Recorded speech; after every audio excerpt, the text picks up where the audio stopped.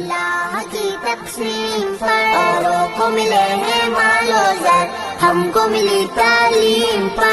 الحمدللہ الحمدللہ رب العالمین، والصلاة والسلام علی سید المرسلین وعلی آلہ واصحابہ اجمعین ومن تبعہم بإحسان الی یوم الدین، اما بعد۔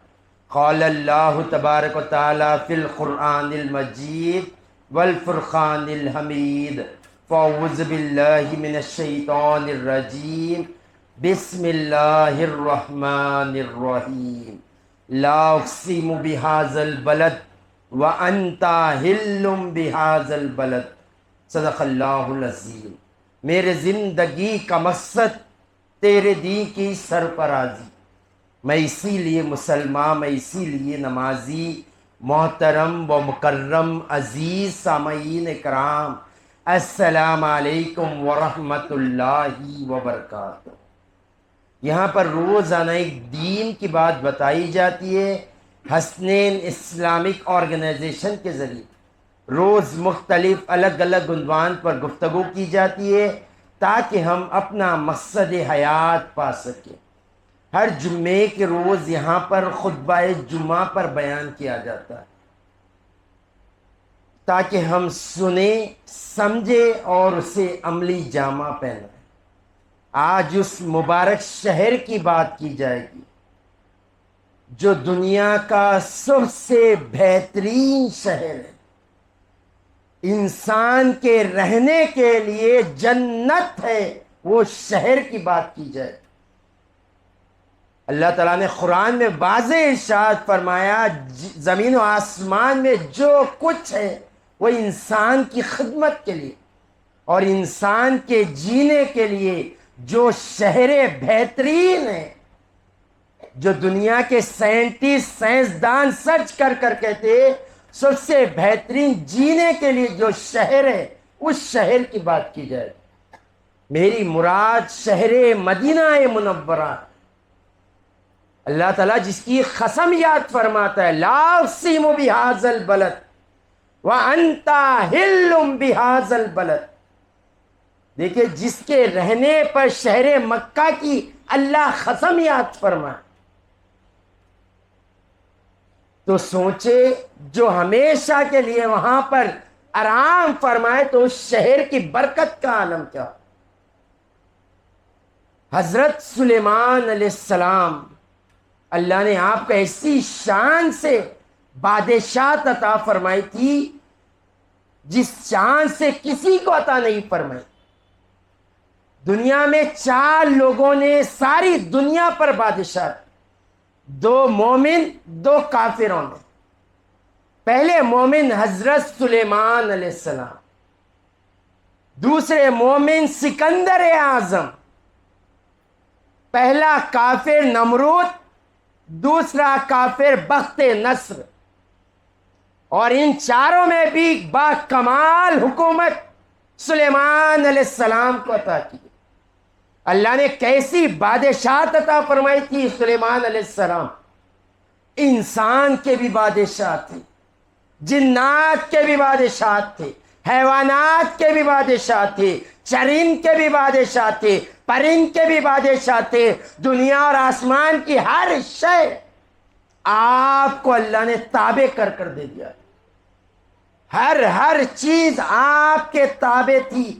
ایسی حکومت سلیمان علیہ السلام کو تھا، اور اللہ نے ایک ایسا تخت سلیمان علیہ السلام کو عطا کیا تھا جس پر بیٹھ کر دنیا کا گشت کیا کرتے، دنیا کا جائزہ لیا کرتے تھے، مشاہدہ کیا کرتے۔ ایک مرتبہ تخت پہ بیٹھ کر مشاہدہ کرے، گشت کرے۔ ایک مقام آتا ہے تو وہاں پر اپنے تخت کو اترنے کا حکم دیتے، اور جب تخت اتر جاتا ہے اس تخت پر اس وقت کے انبیاء بھی موجود ہوتے، اولیاء بھی موجود ہوتے، علماء بھی موجود ہوتے۔ حکم دیا جاتا ہے سب تخت سے نیچے اتر جاؤ، سب تخت سے نیچے اتر جاتے۔ حکم دیا جاتا ہے اس مقام کو پیدل طے کیا جائے، حکم کی تعمیر میں پیدل کیے جاتے ہیں، وقت کے انبیاء بھی پیدل چل رہے، اولیاء بھی پیدل چل رہے، علماء بھی پیدل چل رہے، سلیمان علیہ السلام خود پیدل چل رہے۔ جب وہ مقام پار ہو جاتا ہے تخت پہ بیٹھ کر پھر گشت کرنا شروع کر دے، تو کسی نے ہمت کر کر پوچھ لیا ہے سلیمان علیہ السلام، ساری دنیا کا گشت کیا آپ نے، اللہ نے یہ قوت عطا کی، دنوں کا سفر لمحوں میں طے کرتے ہوا، ساری دنیا کا گشت کیا آپ نے، یہ کون سی جگہ ہے جہاں چل کر گشت کیا؟ تو سلیمان علیہ السلام نے ارشاد فرمایا یہ وہ مقام ہے جہاں دو عالم کے مالک و مختار احمد مختار محمد مصطفیٰ صلی اللہ علیہ وآلہ وسلم تشریف لانے والے، یہ شہر مدینہ ہے جہاں آخری زمانے میں مصطفیٰ تشریف لائیں گے، اور آپ کا روزہ اقدس بھی یہاں ہوگا۔ میں یہ گوارا نہیں کرتا تھا جہاں مصطفیٰ آرام کرے وہاں میں اپنے تخت پر گشت کروں، اس لیے میں نے پیدل گشت کیا۔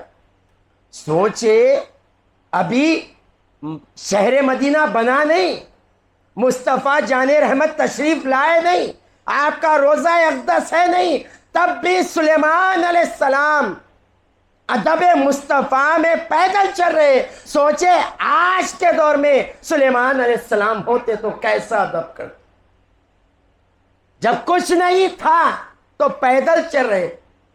آج روزہ ہوتا تو شاعر نے کہا تھا حاجیو آؤ شہنشاہ کا روزہ دیکھ، کعبہ تو دیکھ چکے، کعبے کا کعبہ دیکھ، سر کے بل چلنے کا مقام ہے حاجیو، یہ در مصطفیٰ۔ اس شہر کے بارے میں مصطفیٰ جان رحمت نے ارشاد فرمایا میرا شہر مدینہ میں نہ طاعون داخل ہو سکتا ہے نہ دجال داخل ہو سکتا ہے۔ اللہ نے ایسے فرشتوں کو مقرر کیا ہے، طاعون بھی مدینہ شہر میں داخل نہیں ہو سکتا اور نہ دجال داخل ہو سکتا۔ اور صوفیہ کیا پیارا نقطہ اس حدیث کا بیان کرتے، کیا کھول کر سمجھایا، کیا برکت بتائی شہر مدینہ کی، مصطفیٰ کے نسبت کی کیا برکت بتائی۔ فرمایا طاعون جو ہے وہ جسم کو کھا جاتا ہے، طاعون جب پھیلتا آپ نے دیکھا ہوگا، کرونا وائرس، کروڑوں خاندان اجڑ گئے، گھر کے بڑے بڑے ذمہ دار افراد ختم ہو گئے طاعون میں۔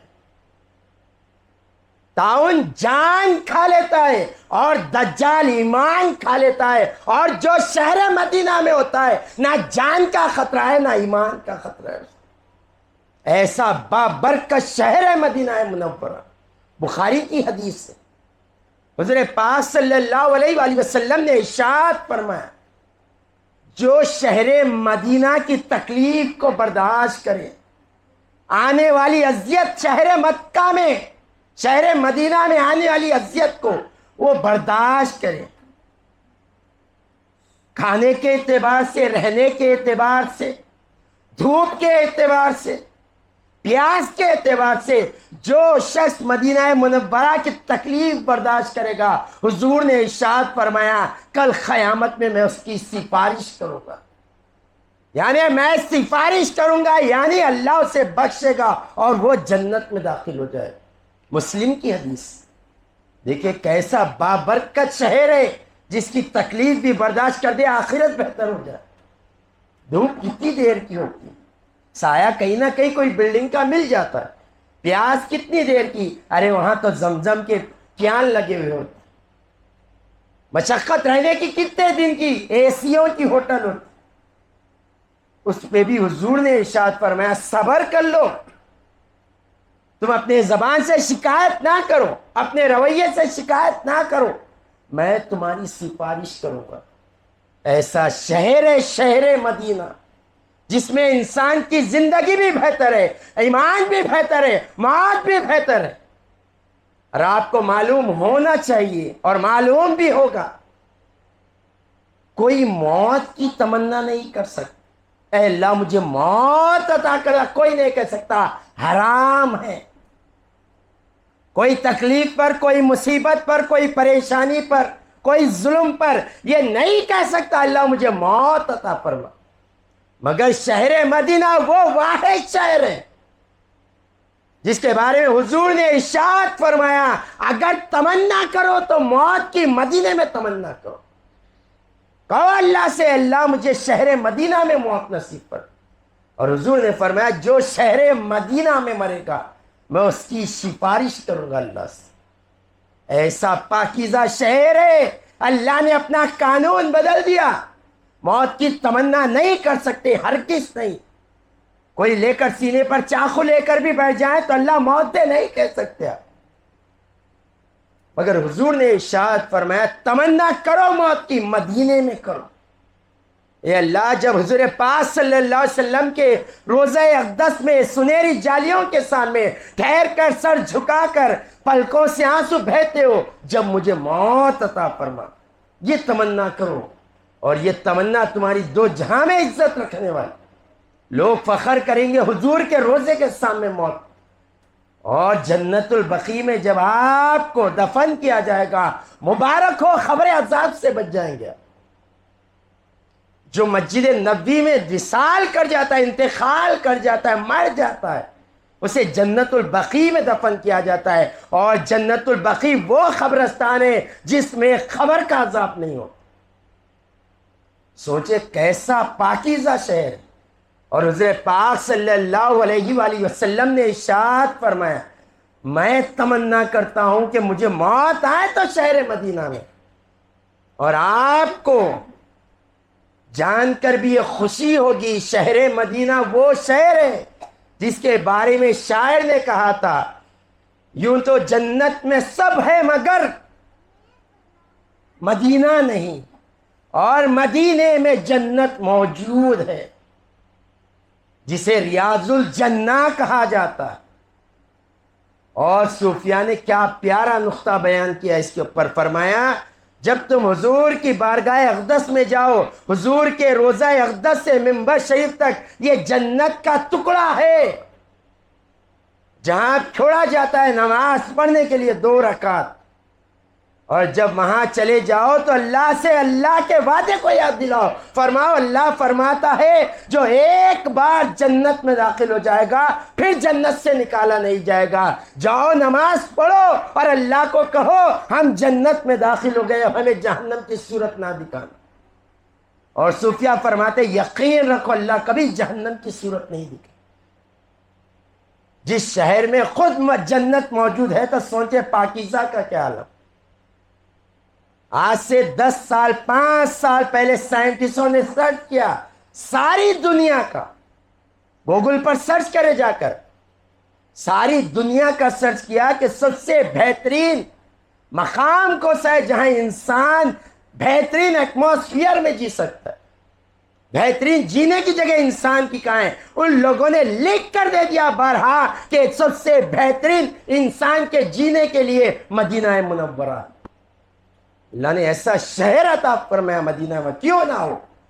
وہاں حضور پاک صلی اللہ علیہ وآلہ وسلم نے ارشاد فرمایا. اور سنو حضور پاک صلی اللہ علیہ وآلہ وسلم کے روضہ اقدس کی مٹی, جو مٹی ہے جو حضور کے جسم مبارک سے لگی ہوئی ہے وہ اتنی افضل والا ہے, عرش افضل ہے وہ مٹی, جنت سے بہتر ہے وہ مٹی, ہر مقام سے بہتر ہے وہ مٹی جو جسم مصطفیٰ سے لگی ہے. ارے مٹی کا یہ حال ہے کہ حضور سے لگ جائیں, حضور سے نسبت ہو جائیں, حضور سے چپک جائیں تو افضل ہو جائیں. ارے یہ صرف جسم سے جڑ جانے کا یہ حال ہے تو جو حضور کے جسم سے میں کہہ رہا ہوں علی کا کیا مقام ہوگا, میں کہہ رہا ہوں فاطمہ کا کیا مقام ہوگا, میں کہہ رہا ہوں امام حسن و حسین کا کیا مقام ہوگا.